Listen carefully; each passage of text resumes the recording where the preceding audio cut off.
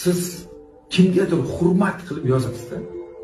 Yo, yaxshi ko'rib akam deng, do'stim deng, ukam deng, sevgilim deng yozasiz. E'tiborga ham olishmaydi-da sizlar. O'ylanib qolasiz. Nimaga aylanman? Boshqa insonlar qancha gapirsa, ular boshqalarga yozishib, boshqalar bilan sirlarini bo'lishib, samimiy so'zlarni ulashadi-da.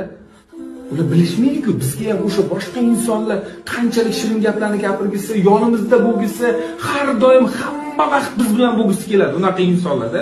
Biz boshqa insonni topib, o'shani yaxshi ko'rib, yo akam, yo ukam, yo do'stim, yo sevgilim deb gapirsak ham, ular bizga ahamiyat qilmaydi. E'tiborsizlikka olishadi gaplarimizni. Bekorga aytishmas ekanda. Kim kimlarga zor, kimlar kimga zor deyishadi. Hayot mana shunaqa-da.